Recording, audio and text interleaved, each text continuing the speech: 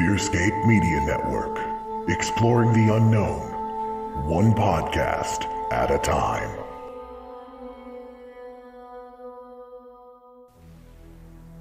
Hello, blanket huggers. Stefan here. On March 28th, 2021, Josh and I received a message through our website's Submit a Sighting form from someone claiming to be Terry R. Rist, the man referenced in Hell Here and the man interviewed by Alan Greenfield in Secret Cipher of the Euphonauts. From there, we received a number of cryptic emails filled with information on places to search for answers to the larger mystery of the quest and journey Josh and I have been on. So we decided, fake or not, we should take it seriously, as much of the information given panned out and definitely opened our eyes to many new things. So we enlisted the help of Astral Stew co-host Santosh and FearScape guest and Greenfield's publisher Olaf Phillips. Together, the four of us have been digging deeper and deeper into not only the true identity of our source of paranormal gold, whether he is the Terry Rist or not, but also into the mystery of the information given us. It has led us to some amazing doors into such things as the secret space program, Hollow Earth, Darrow and Tarot, caves, underground bases, government cover-ups and conspiracies, and so much more. So if you would like to learn more about these emails, Terry's advice on where to look for more high strangeness, and our conversations and discoveries thus far, please become a monthly subscriber to our Patreon called Wristwatch at fearscapepodcast.com/support or patreon.com/fearscapepod. There you can get access to the emails themselves, the WhatsApp conversation about it all with Josh, myself, Santosh, and Olaf, and even any new clues that we have found. You can even join the investigation and add anything you have found to help us dive deeper into the mystery. You will also get access to other FearScape-related things, such as extended interviews with guests not aired on the show, early access to Estes sessions with us and friends, and so much more. Wristwatch is a Patreon exclusive for our most dedicated fans. Join today and discover why the truth is now.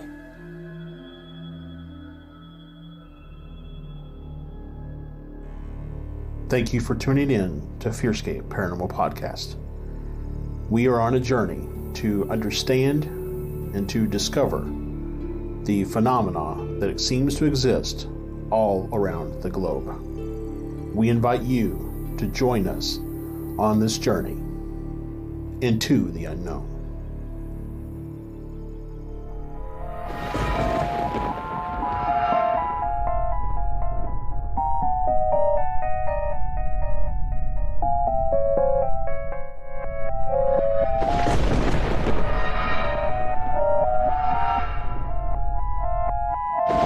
Welcome back, ladies and gentlemen, to another out of this world and then back into this world episode of FearScape Paranormal Podcast here on the FearScape Media Network. I am your host, Stefan Gerhardt, and I am joined, as always, by the lovely, bubbly, and Santosh's buddy. Well, he's my buddy, too. Josh Rutledge. What's up, Josh? Hey, man, nothing much. Just, hanging out. Looking for UFOs. So looking for UFOs. Yeah, that's a little another. I was like, we gave Santosh another shout out, and there's another one. We we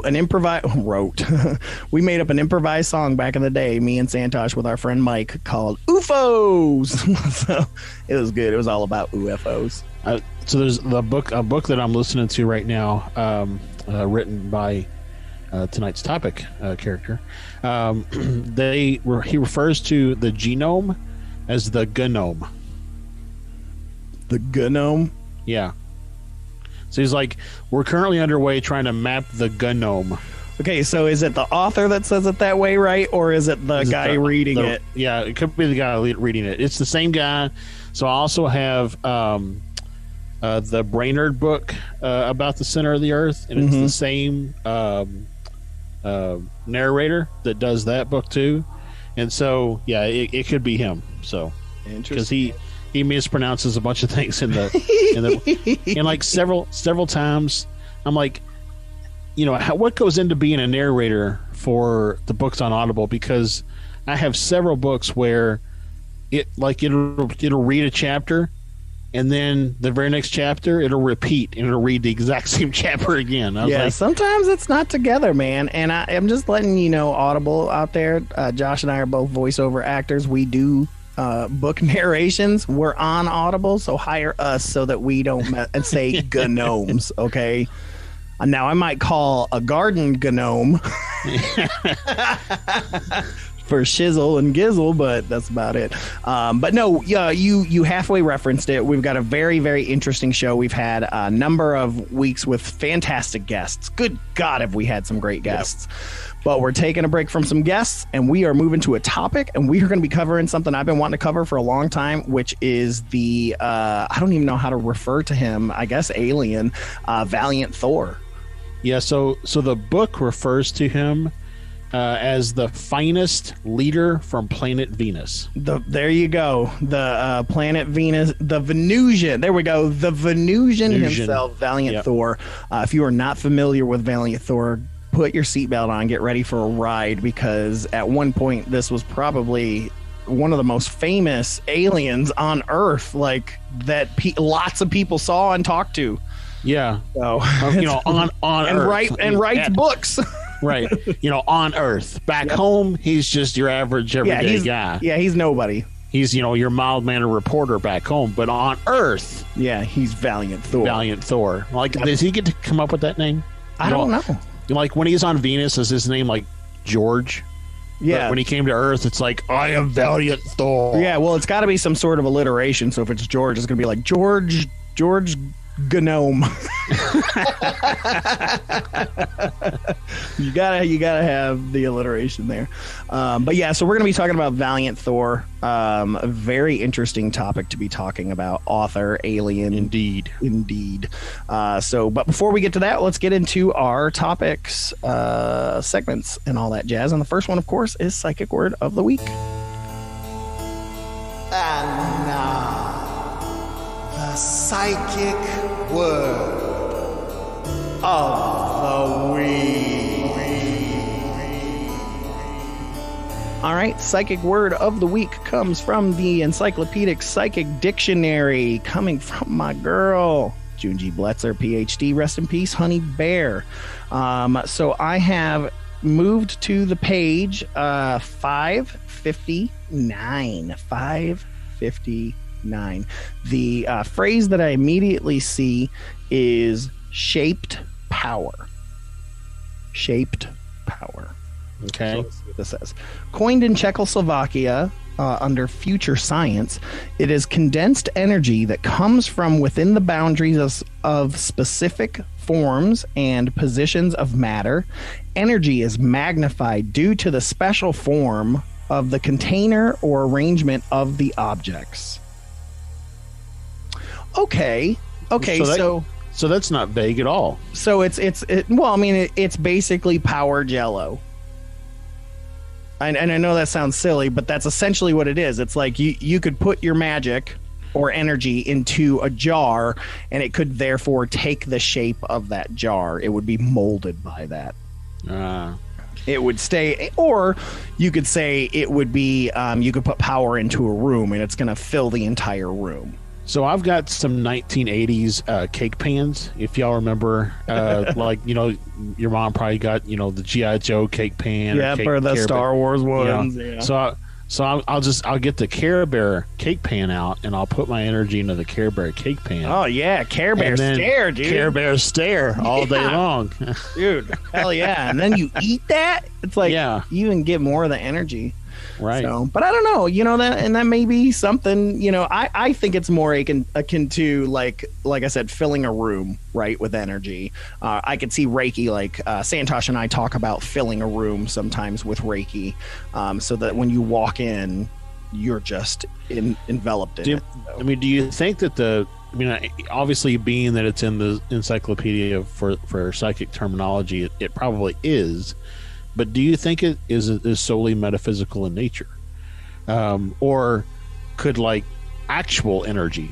So not to say that metaphysical energy is not energy, but like electricity. Let's say, could you change the shape of electricity by putting it through different shaped objects? I don't know, because it doesn't imply that the energy changes the shape of other things, but that the energy itself is shaped.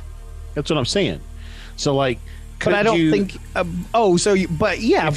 Energy is everything, though, Josh. That's the hard part, because the energy that is metaphysical energy is the energy. I know. So, I see what you're saying. And also, the energy in a jar is still energy. So technically, yes, we can do that because we make Jell-O. Jell-O is energy.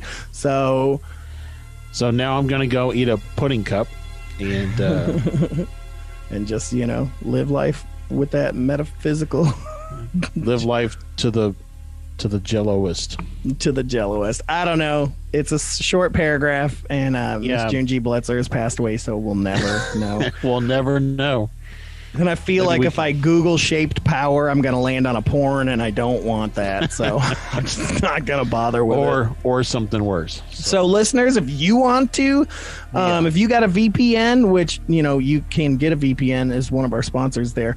But if you have a VPN and you want to use it and you want to, Google shared shaped power, go for it and let us know. Let us know. But I'm not going to do it. Anyways, let's get moving on. Let's get into a little bit of spooky news.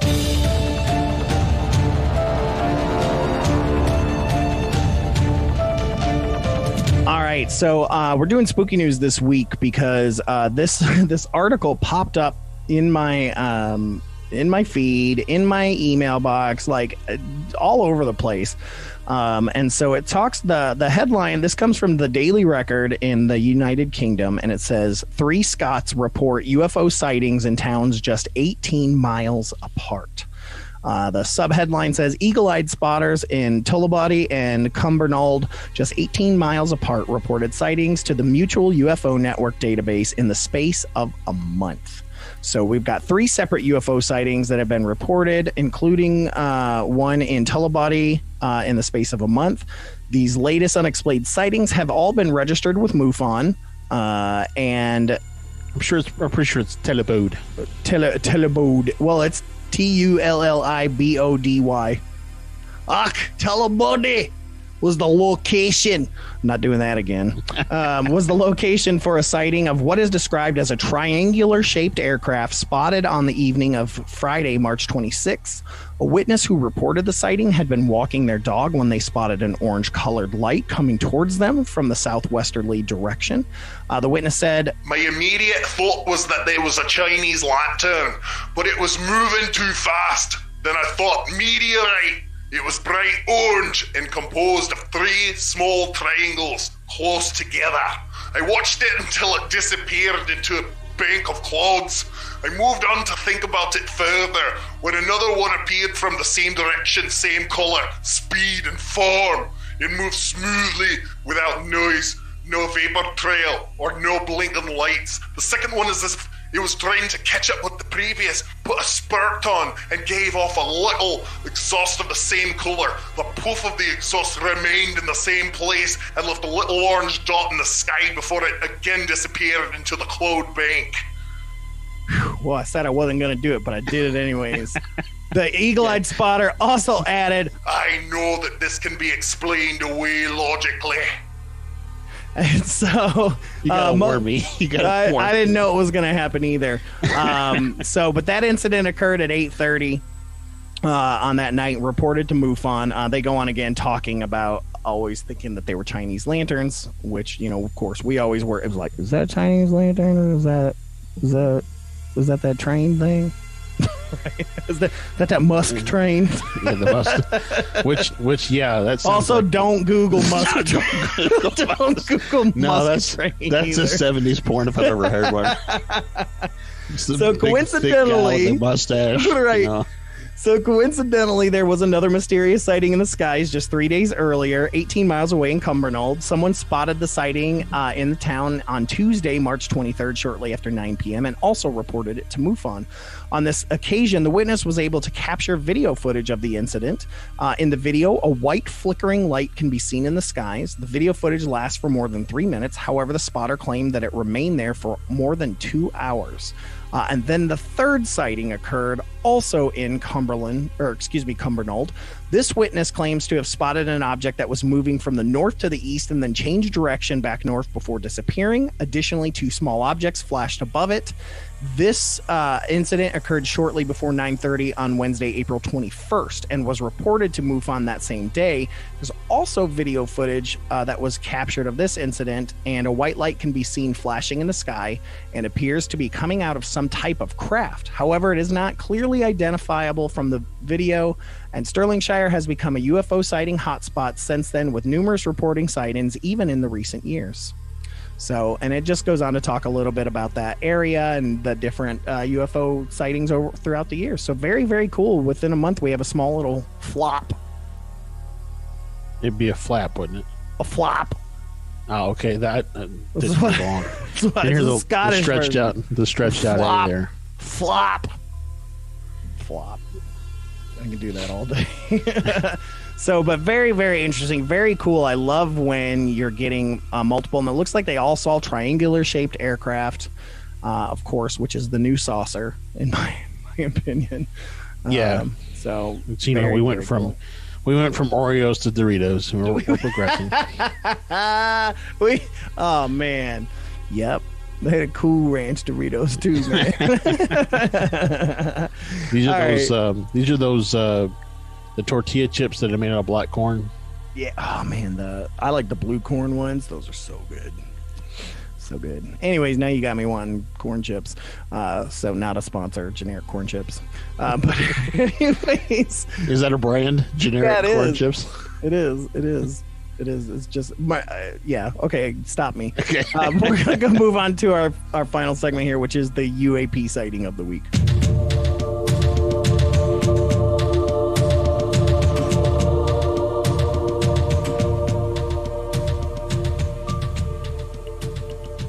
All right, UAP sighting of the week. Our UFO unidentified aerial phenomenon sighting of the week. It's very similar to our spooky news, but that was a little bit different. We want to pull actually from where are we pulling from? MUFON, New Fork this week, or actually, I'm pulling this out of the UFO Encyclopedia. Ooh, by so Jerome a historical. Clark. So we got a historical UFO sighting of the week. I like that. That gives it a little edge.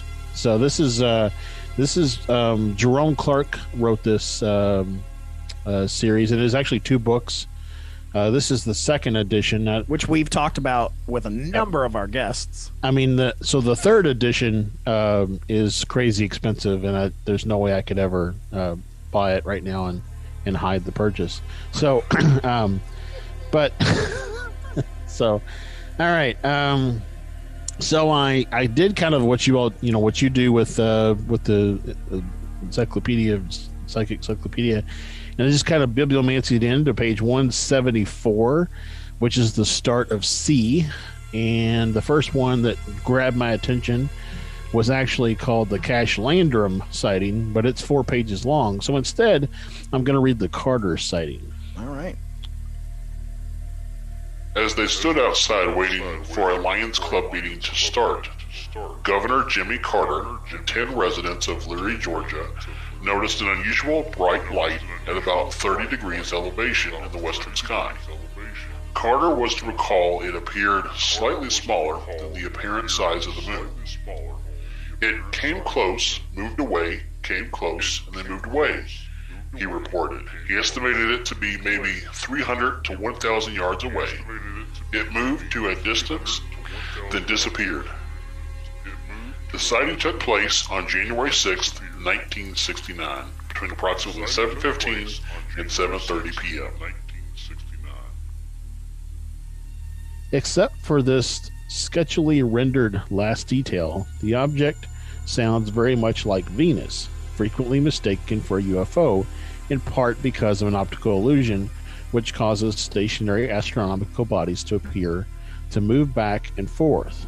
Indeed, the only real investigation of the incident conducted by debunker Robert Schaefer established Venus' presence in the section of the sky Carter was observing. In common with an earlier reporter, Tom Teed, Schaefer found that the other witnesses scarcely remembered the incident. The story surfaced in a Dublin, Georgia newspaper in September 1973. Carter told a reporter he attributed the phenomenon to an electrical occurrence of some sort. The sighting attracted much wider attention when Carter ran as Democratic candidate for president in 1976. The tabloid National Enquirer ran a sensationalistic account placing the incident in Thompson, Georgia in 1973 and mosquitoing witnesses in an effort to dramatize a not very exciting episode. Carter contributed to some of the confusion himself, placing the incident in October rather than January 1969 when he filled out a sighting report from the National Investigations Committee of Aerial Phenomena. The correct date, which when found made possible a certain identification of the object, came to light in the course of Schaefer's inquiries. But also, as you know, Jimmy Carter was huge. One of the things that he ran on, or one of the things that he said when he ran, was that he was going to bring all the government's UFO information to light. Yep, so that was a big deal to him because of that site. We've talked about that sighting a few times. I don't think we've ever gone into detail on it, so that was really cool. But yeah, very, very interesting. He's not the only president to have had a sighting, so yep. Even cooler, man. Very, very cool. Thanks for sharing that. All right, Josh, if you are ready, sir, we can move this choo-choo train. What was it? The Musk? We can Musk train. We can move this Musk train into our topic of the week, which is Valiant Thor. So just stick around after the small ad break. Hey everybody, Stefan here. Wanted to let you know that this episode is sponsored by the great folks over at Box Mountain. Box Mountain is a subscription box service that has my favorite subscription box yet, the Cryptid Crate. Josh got one of these for his birthday this year, and let me tell you, I was super jealous. It was packed full of merchandise pertaining to cryptids. The box he got was all about the Flatwoods Monster, and it had this t-shirt, a book, a patch, a mug, and some awesome stickers. And let me tell you, it was well worth the value. These make an excellent Christmas gift that keeps on giving all year. If you use coupon code FearScape, you get 25% off the first month for any new subscription or 10% off on an individual purchase. So head over now to fearscapepodcast.com/cryptidcrate to get yours.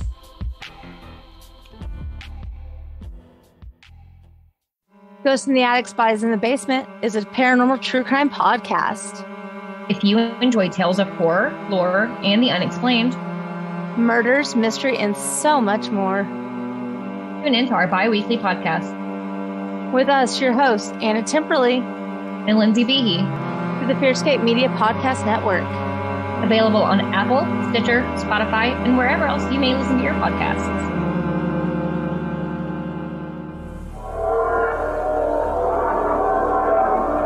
All right, we are back. Thank you guys so much for sticking around. And yep. Man, I'm off the Musk train. I smell like a little bit of Old Spice and Stetson. High karate. You got that high karate smell. For those of you born after 1989, you may not know what the hell we're talking about. So, but anyways, yeah. So we're going to be talking about Valiant Thor, which is really interesting because, of course, we got Thor is a very interesting name as being the Norse god of thunder as well as a superhero, and then Valiant, you've got your stories of Prince Valiant. There was also Valiant Comics. I mean, there's some very interesting things here, very interesting name. So what do we got? Talk to me, sir, about Valiant Thor. Yeah, so basically in the late 1950s, the U.S. government had contact with a representative from Venus who went by the name Valiant Thor. There's a book that was written by Dr. Frank E. Strange. Dr. Strange? Yep, called Stranger at the Pentagon. So we got Dr. Strange and Thor. We're hitting all the Marvel goodness. Which details much of the interaction that Valiant Thor was supposed to have had. real quick, kind of informational anecdote here. I was watching a documentary on Amazon Prime about, it's called like The Underground, and it's about the guy who was speaking out about all the Dulce, New Mexico. Oh, yeah. You finally got to see that? Because, I saw it years ago, and then they removed it. Yeah, so it's finally back on Amazon Prime. Philip or something like that. Yeah, Philip something. Schaefer, maybe? Philip Schaefer? I think that sounds right. But anyways, so he has a picture in that he shows in that documentary that is his dad sitting next to Valiant Thor. Yeah, I remember that. Yeah, Valiant Thor was all over the place for a while. Yeah, so it basically says, when they asked him, so let me back up a little bit. So at about 8 a.m. on March 16th, 1957, Valiant Thor arrived in a ship which landed in Alexandria, Virginia, in an agricultural field. Thor was about 6 feet tall, 185 pounds, with brown, wavy hair and brown eyes. The police were the first on the scene and found him calm with only one request: to meet President Eisenhower. So they took him through the Pentagon, where he met with the Secret Secretary of Defense and later with Eisenhower, Nixon, and all the Joint Chiefs. And remember, we talked quite a bit about Eisenhower during the Majestic 12 episode. So. Yep. Valiant Thor remained in the United States for 3 years, and that he was, according to the book, he had been sent to Earth by the High Council to intervene on behalf of the intergalactic community. They were worried with our nuclear capabilities and how nuclear warfare could lead to the obliteration of the human race. Which is a theme that we hear talked about quite a bit. So now I'm like, is Valiant Thor who kind of came up with that first concept that the extraterrestrials were visiting us because of the bomb being dropped? Yeah, I don't know. I mean, I wonder if that's the first that got the first mention of that. I don't know. I'm trying to think back to other books that I've read that predate that, and I can't really come up with anything that off the top of my head that really talks about. Mm-hmm.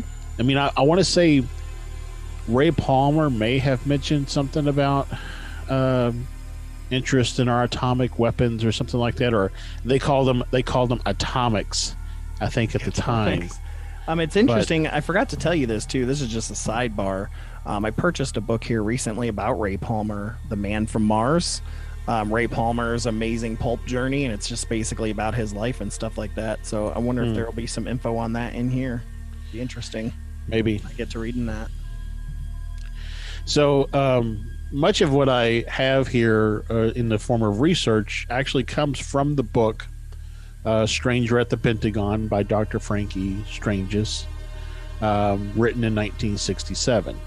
So most of this is interaction between Dr. Stranges and Valiant Thor, and then Valiant Thor giving his answers and feedbacks and accounts, if you will, to Dr. Frankie Stranges, who then wrote it down. Gotcha. So when Dr. Stranges first met with Valiant Thor, he asked him where he was from, and he replied, "I am from the planet that is called Venus." He asked how many visitors from Venus were presently on Earth, and he said, "There are presently 77 of us walking among you in the United States. We are constantly coming and going."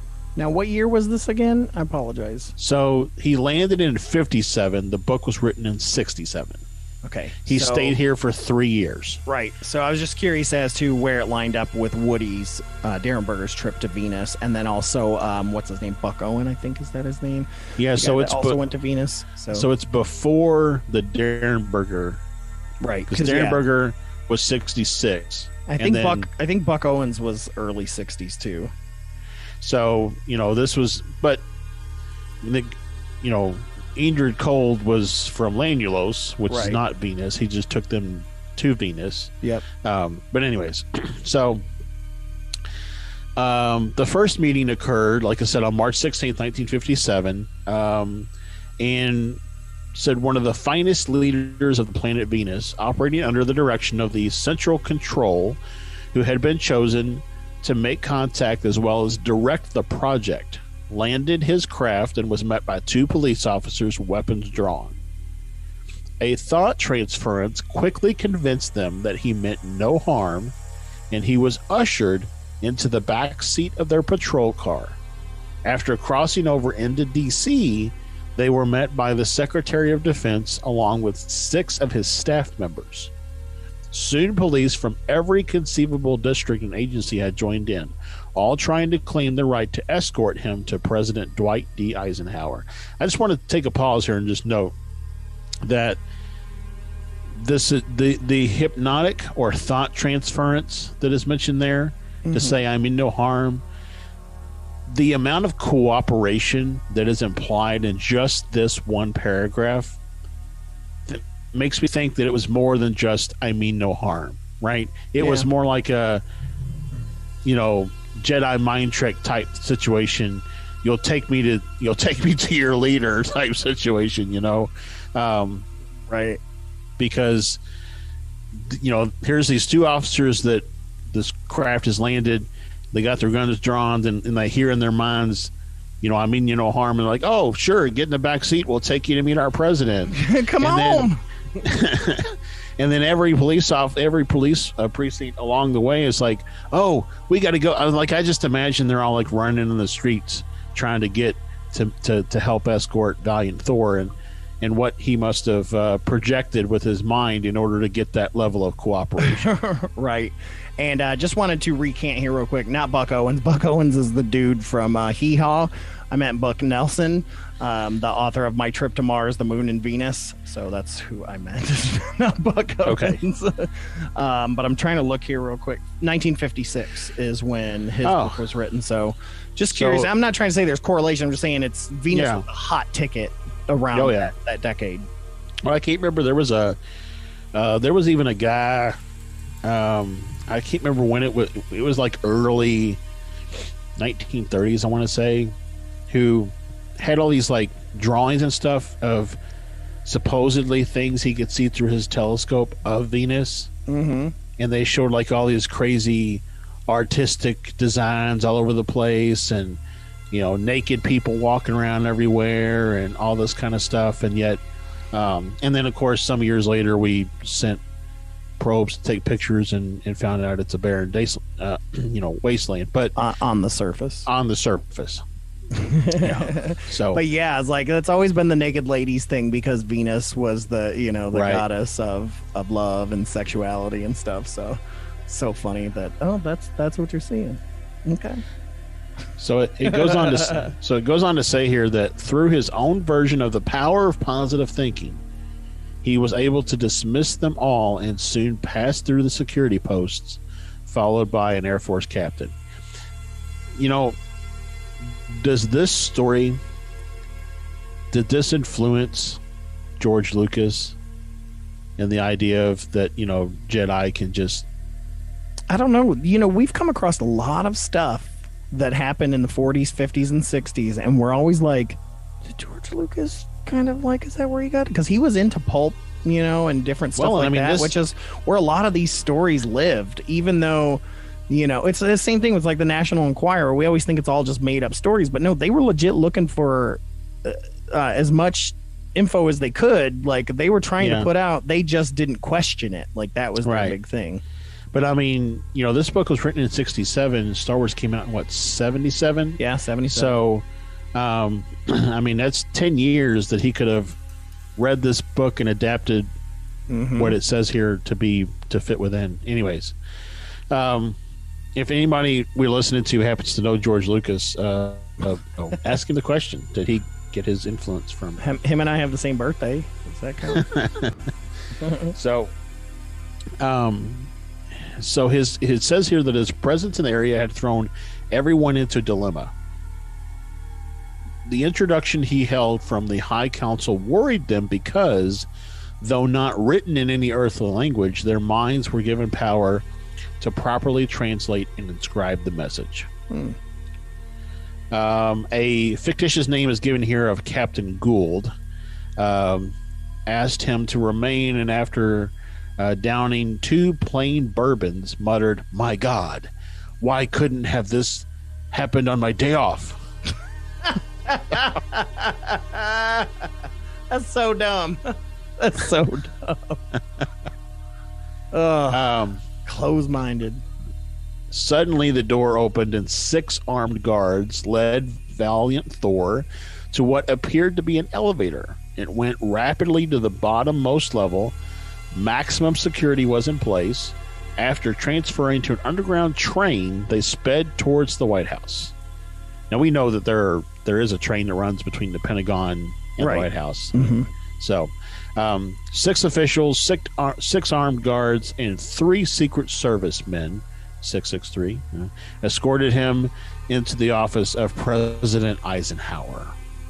Good old Ike. So from behind the desk, President rose while the Secret Service men remained nervous and uneasy. As he extended his hand to shake that of the president, the Secret Service men drew their revolvers and pointed them at Valiant Thor. Following the nod of the president, they reluctantly lowered their guns. Standing in front of his desk, the president said, "Of course, you know we have suspended all rules of protocol. I have a good feeling toward you. Please, sir, what is your name? And where do you come from?" Thor replied, "I come from the planet your Bible calls the morning and the evening star, Venus." He comes from Satan?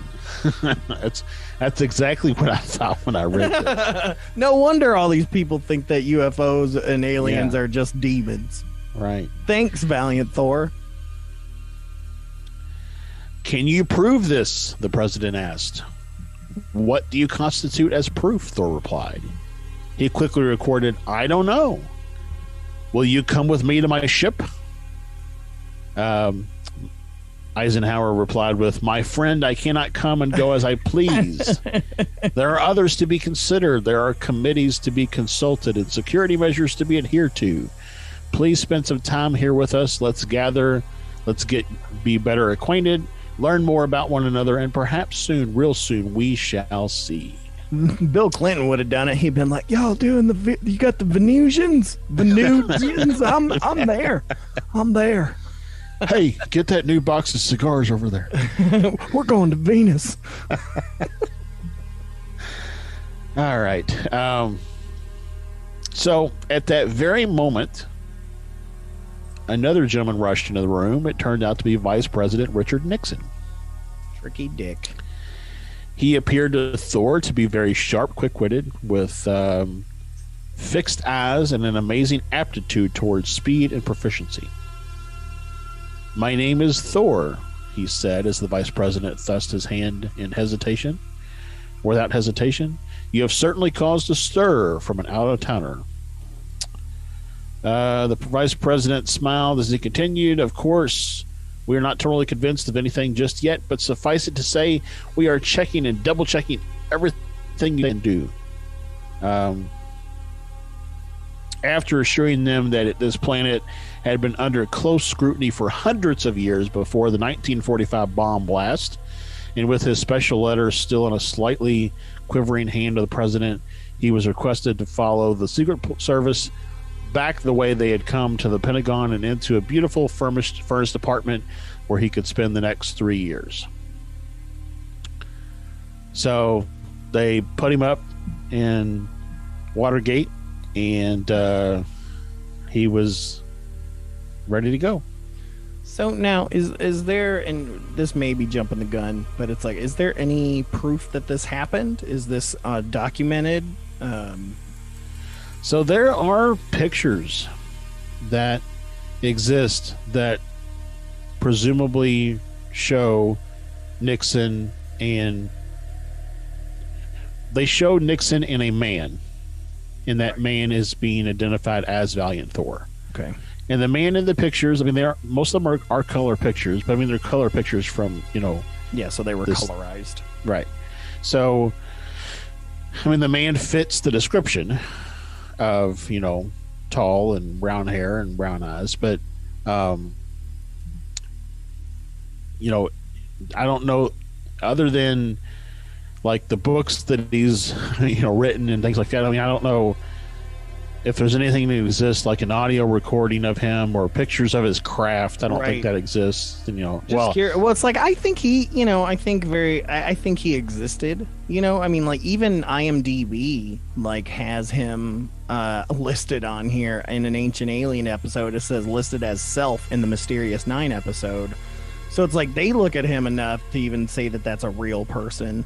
Yeah, they don't list characters, so it's just very interesting. But it's like, I just wonder, did that meeting happen? You know what I mean? It's like, has anyone tried to do a FOIA, like, to try to find info on that meeting? Was there records kept, things like that? How did we get this information that's there? Is that just from Valiant Thor himself, or? So I've got a little section here that talks about some photos that were taken. So it says, soon after his arrival, together with 3 members of his crew, he joined a convention in the backyard of the home of Mr. Howard Menger, Menger, in High Bridge, New Jersey. The month was April 1957, so about a month after he introduced himself to the president. A certain group of individuals were interested in UFOs were meeting that day, and Thor and his crew members, Don, Jill, and Tanya. Don is spelled with 2 N's, D-O-N-N. Jill's spelled the normal way you would spell it. And Tanya is T-A-N-Y-A-A. Excuse me, Y-I-A. Excuse me. They had changed into some type of clothing worn by their Earth friends. The meeting was very interesting, and these people were on the right track. He was dismayed to learn the undignified manner in which these people were treated by the press. So he's a fan of ufologists. Nevertheless, these people were pursuing their beliefs, and this was good. A curious young photographer, August C. Roberts, snapped several pictures, thinking he was doing so without Thor's knowledge. The photographer seemed to be greatly troubled when he attempted to talk to him, yet it was those very photographs which were to bring me together with this unusual man on that cold December day. Mm-hmm. So this is me obviously being Dr. Strangeous here. Yeah, it's all very, very interesting, man. Just yeah.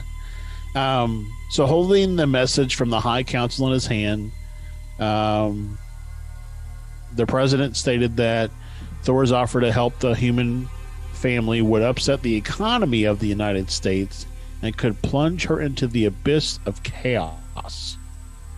In brief, he politely told Thor that the people of this planet were not ready to cope with such conditions as would come into existence if the recommendations of this unearthly visitor were put into action.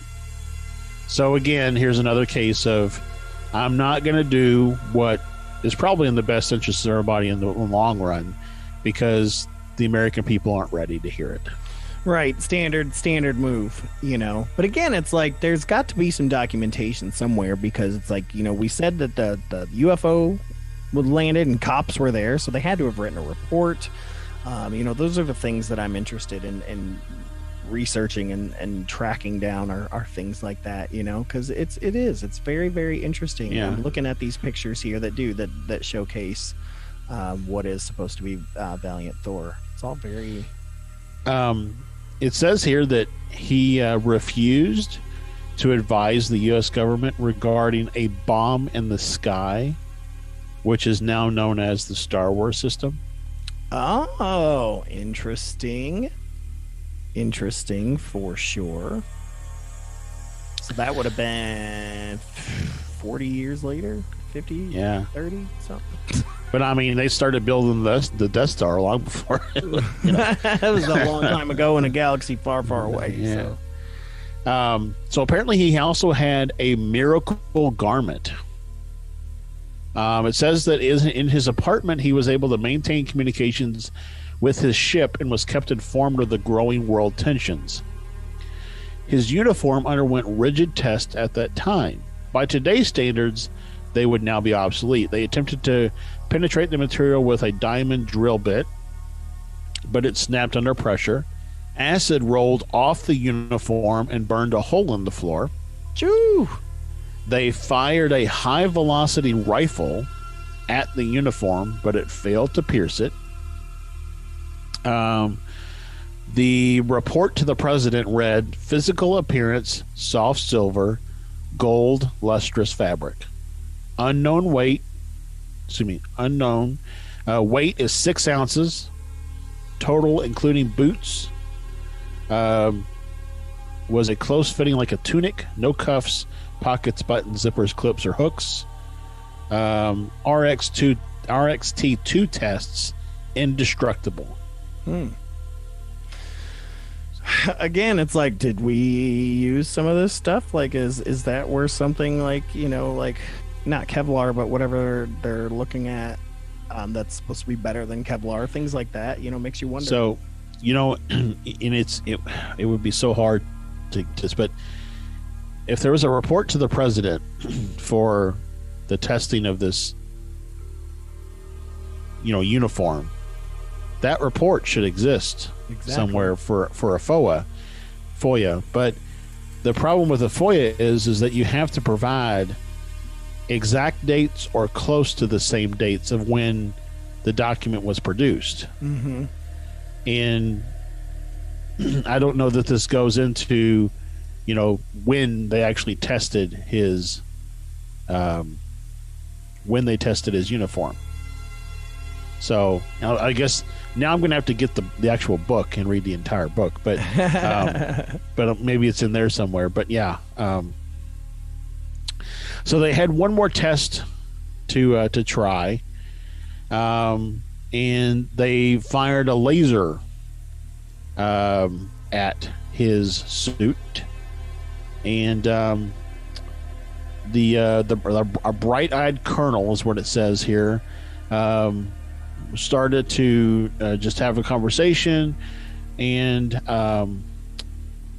when the light waves hit the suit, he was in utter dismay because the ray was totally ineffective against the garment. So it really is indestructible. It's like Superman's cape. Yeah. Well, I mean, and the explanation here of these, physical appearance is soft silver and gold lustrous fabric, and it fits like a tunic. I mean, that sounds even like a lot of the examples and descriptions given for early contactees when these men would get off these ships and they were wearing coveralls or a shiny suit or whatever the case may be. So. Yeah, we've heard that a few times, and it's also interesting because at this time, this was in terms of the contactee movement, this is when we were seeing a lot of humanoids, right? They just looked human. They didn't look any different, though some could tend to be tall, and those were the blondes, right? Right. Tall and blonde and things like that. But yeah, that's what's very interesting about him is that he just looks human, and this kind of fits some of those older conspiracy theories that, like Lanulosians and things like that, they left the Earth at some earlier point and landed elsewhere. Well, it's really interesting. I'm listening to a book right now written by Valiant Thor. It's called Secret Bases Underground or something like that. But in the early part of the book, it talks about how 85% of these souls that are currently inhabiting the Earth are actually from a planet called Maldok, something like that. Yeah, don't Google Malduk either, but Maldok, you're fine. But Maldok and Maldok was a planet that was destroyed because the race of beings that were on Maldok, they constantly sought out power, and they were aggressive beings and all that kind of stuff. And so it basically says that through the phases of reincarnation, 85% of the Earth is now inhabited by people from Maldok. Interesting. So, I will say that I've read, or I guess listened to technically speaking. This is my second book written by Valiant Thor. Both are very full of all kinds of great information so far, and references to a lot of great books that will be adorning my bookshelves sometime in the near future. You know who I bet has some really great information on this is Olav. Yeah. Because I know a lot of times when I search Valiant Thor, Secret Space Program shows up quite a bit. You know, that this is one of those catalysts for the Secret Space Program with Valiant Thor and him, you know, providing technology and the like. I bet you Olav has some really cool stuff. Olaf, if you're listening, go us and hit us up in that WhatsApp chat. I want to know. And we may share it with Worst Watch. So, but yeah, so that colonel that tried with the laser and failed apparently spent the next several hours talking to Thor about nuclear fission and the atomic bomb, and giving Thor a breakdown on how atomic weapons worked. The atomics. So here's an interesting anecdote. Apparently, he went to Cuba and met with Fidel Castro. Oh boy, this is before the Bay of Pigs, so I guess we're good. Yeah, we're good. Or maybe that's why he's gone, because they were like, "No, you are now a communist sympathizer. You can stay in Cuba."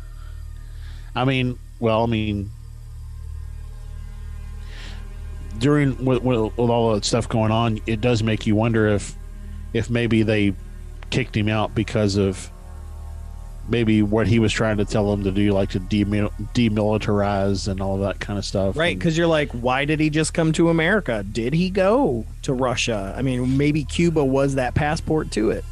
Yeah. Let's see. So,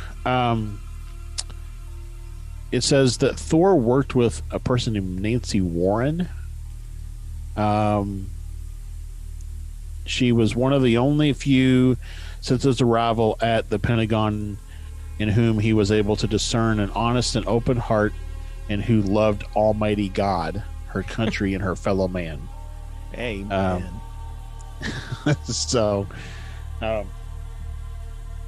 when he was inside the Pentagon, he said, many Earth people live one life openly, while in their hearts and minds they live quietly another.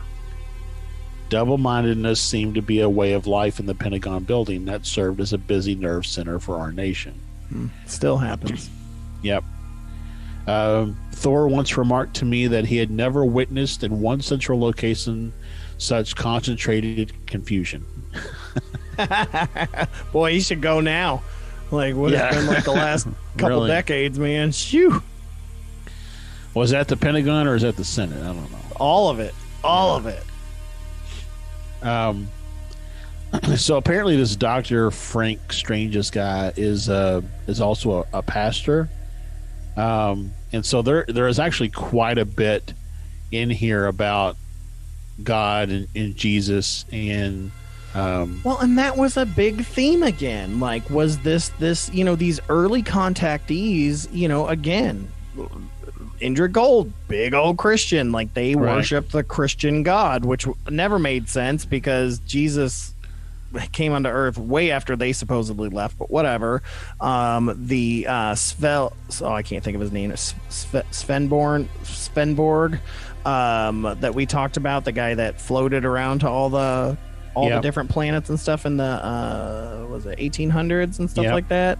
He was finding all these aliens that believed in his God, and it was some of the same rituals and the things like that. And now here we are again, and like that was a central theme. And I kind of feel like that was just a cover up. It was like, here's a thing to make you okay, because back then that panic did exist that it would destroy religion as we know, right? Which back then was apparently only Christianity, and so that may have been a thing. It's like, no, look, guys, they follow Jesus too.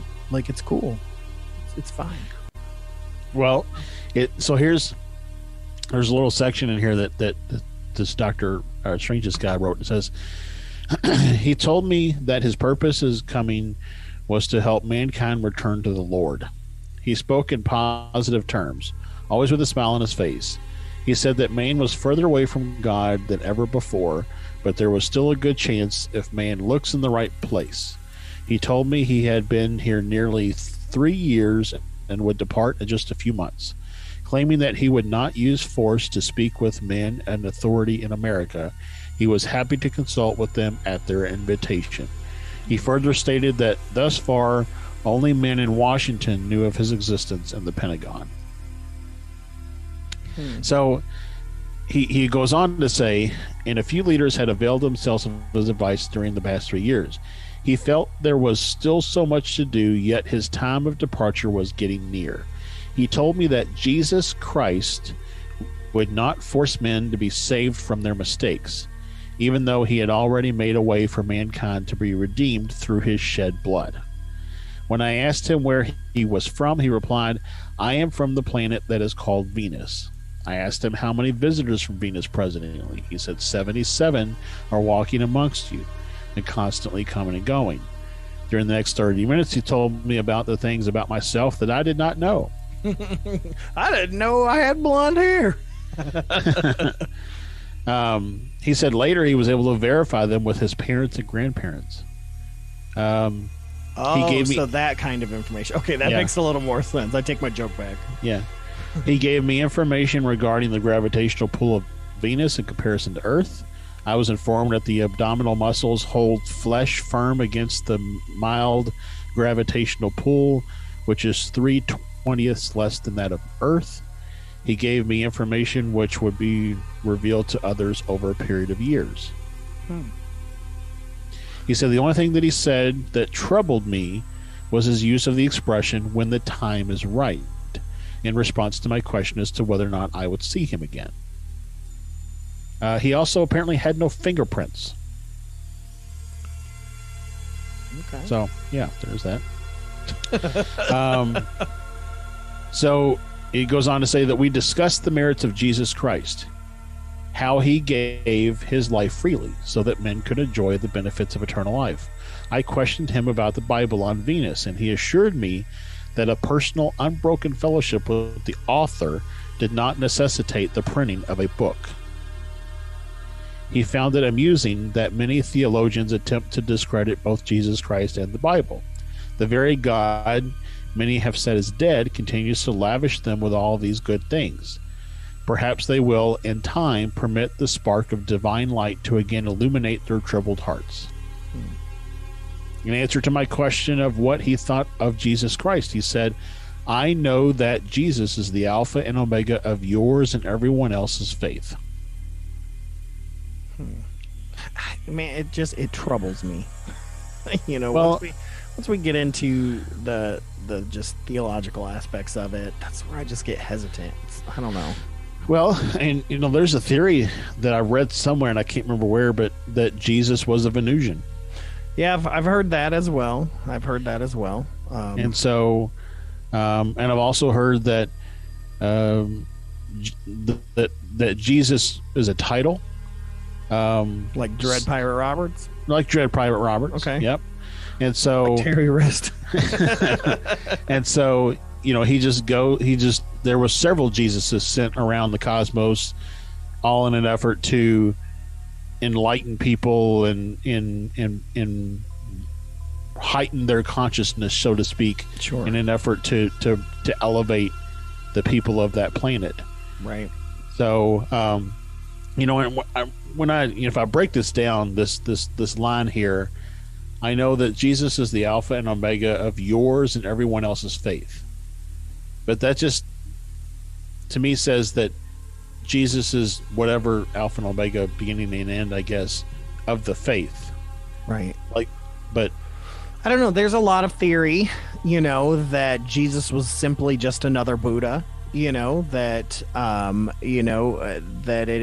it's this interdimensional healing deity that has incarnated into various forms, Buddha being one, Christ, especially because Buddha and Jesus have such similar thoughts and teachings in a lot of ways. So Well, something else that is in that book that I'm listening to right now that came up was there apparently are, which we've talked about them before when we talked about the shaver mystery.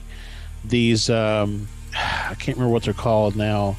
They're basically like a hodgepodge of body parts. I can't remember what. Do you remember what they're like? They have the lower part of a goat and the upper part of a man.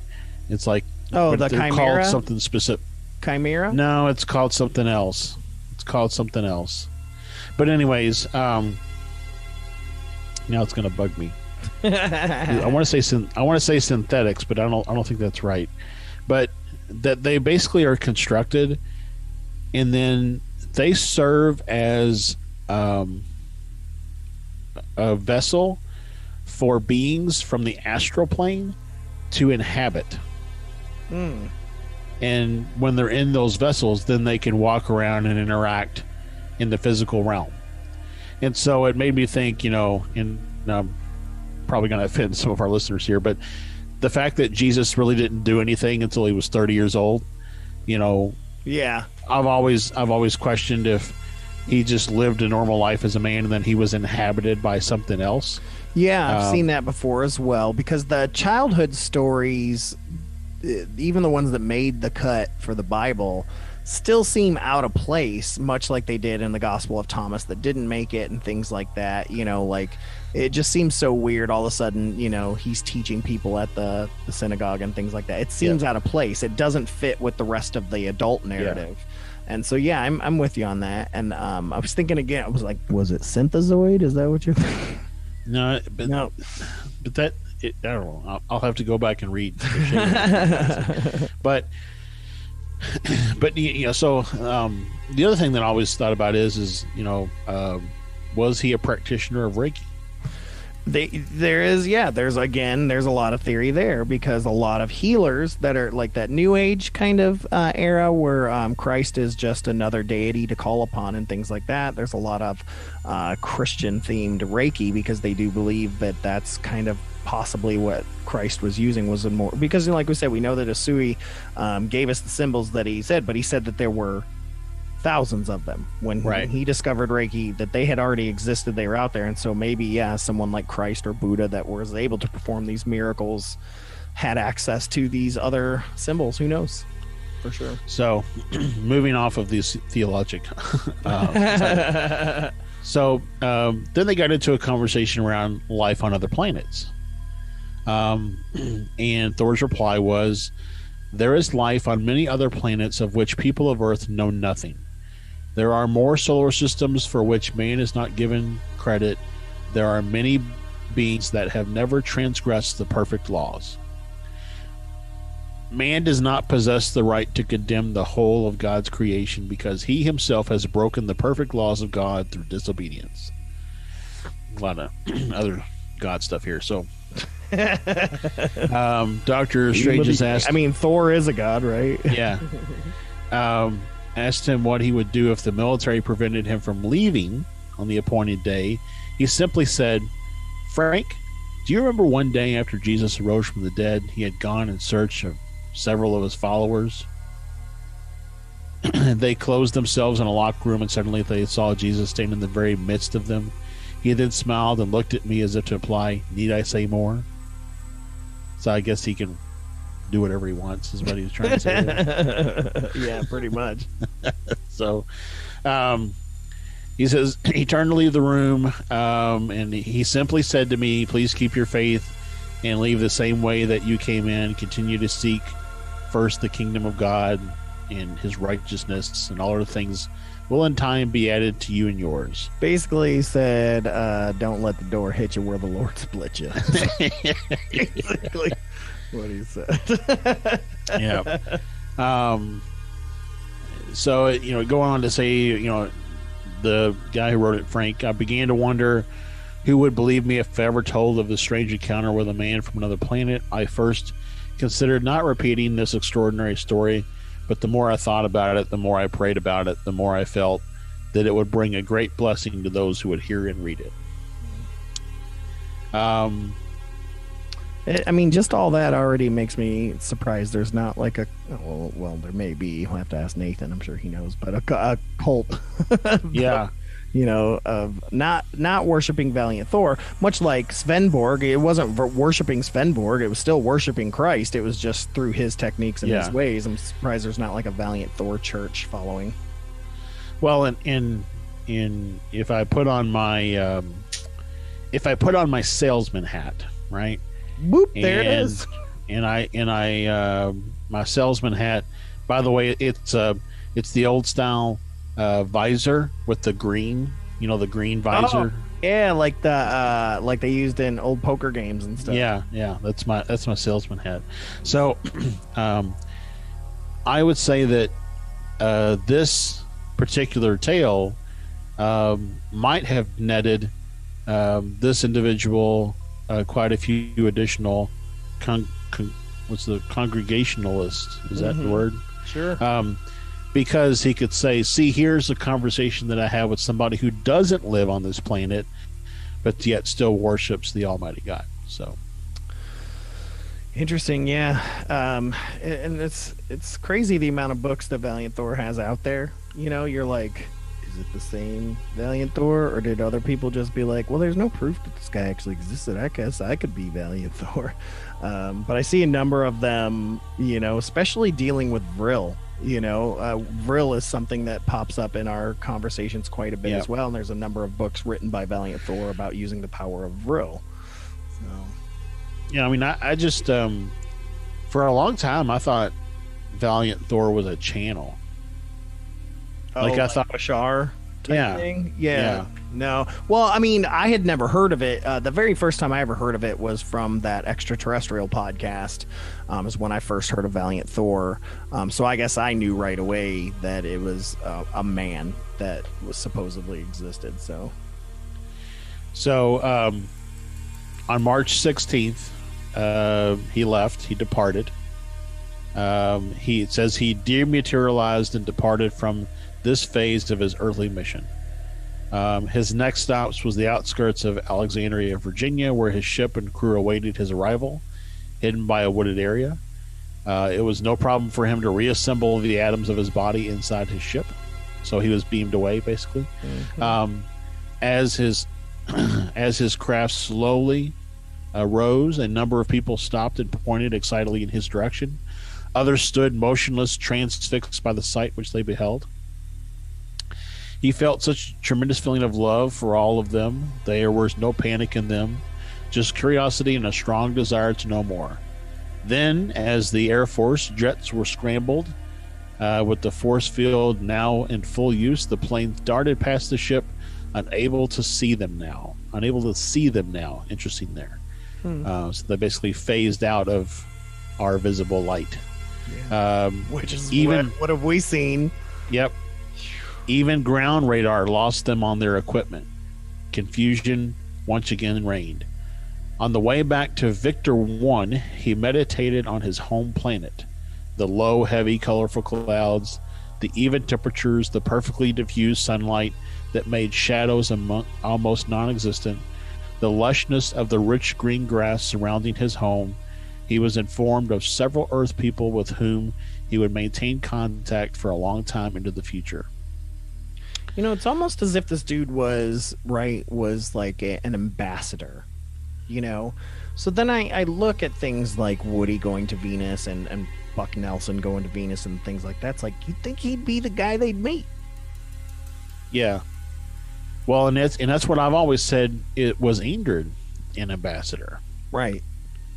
Was, or all these things or all these people, let's say, were they just sent to meet open-minded individuals in hopes that if they can convince enough of them to change their ways, kind of like what Greer's going after, right, with his 1% meditation thing. Yeah. If you can get 1% of the people to change the way they think, can you change the direction of the planet? I mean, yeah, I mean, it is definitely something I think. I mean, I know, which, by the way, if you haven't watched yet, Astral Stew, we talk about it on this month's episode, so you can dig into that a little bit. But yeah, I mean, I don't know. Maybe if they have shaped power, they could shape that energy into...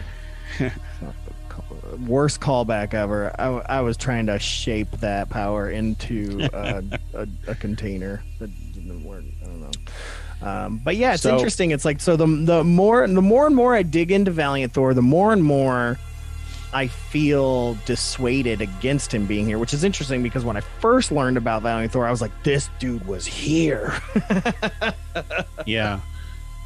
Well, and what's really interesting, in one of the pictures that exists of him, he's sitting next to Rear Admiral Richard Byrd, which... That's interesting. If the name doesn't sound familiar, he was the first person to map both poles, I think. I think he did both poles, north and south.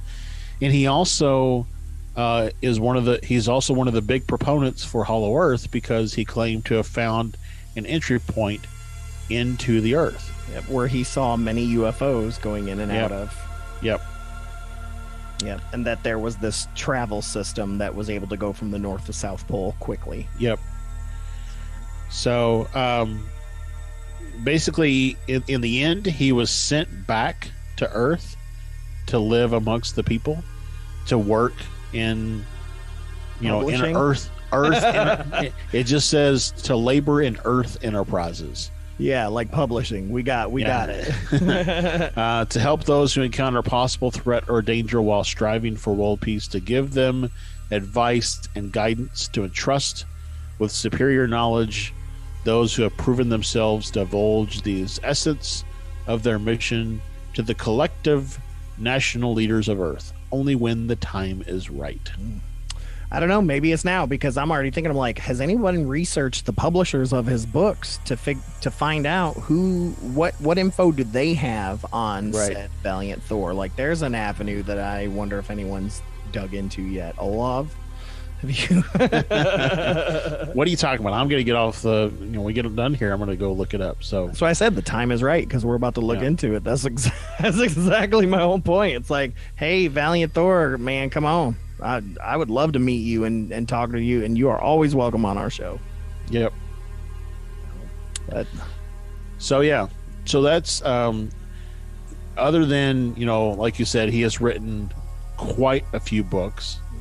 Like I said, the one I'm reading now is all about secret bases underground. One of the other ones I read was about all the different for lack of a better term, creatures, and how to contact them, all the different alien species and how to contact them. Yep. So it's a very, very interesting, some of the stuff that he's written. And also some of the stuff that he's written is very, like, I'm in the book that I'm hearing now, it harkens back to another book that I read that you found that's like, was from Palmer and Barker and Brainerd. It was like creatures and something. I don't remember. It was like looking at it on my thing right now. It says, hold on, strange creatures from time and space. Yep. So, yeah, there's some stuff that was mentioned in that book that's also mentioned in this book. So, anytime I guess that you have corroborating information across different timelines, it Yep. But yeah, I'd be interested to follow the money trail too, like where are the royalties going? What you're going to find out is that Indrid Cold and Valiant Thor are the same person. Yeah, they're all the same dude. Buck Owens from Hee Haw. Buck Rogers. Salute! And that's our show, ladies and gentlemen. But thank you, Josh, for all that great information on Valiant Thor. Like he was saying, Amazon is littered with books on and about Valiant Thor, as well as written by Valiant Thor. There's quite a bit on Kindle as well. So you can check all those out. But Josh, let's go ahead and start wrapping things up, sir. Thank you again for all that great information. If anybody out there, if you listeners out there, you guys have some more information, some interesting tidbits, feel free to share those on those posts or on the fan group page about that, because we don't read 10,000 Google pages and books and things like that. So there may be some really cool stuff that we missed that I'd be interested to hear about. So share your information with us. We'd love to hear it. Wanted to talk quickly again about Wristwatch, our Patreon. You can go to fearscapepodcast.com/support, or you can go to patreon.com/fearscapepod. There you can join Wristwatch, which is our Patreon. We have some members there. We've got some really cool stuff that's only Patreon only.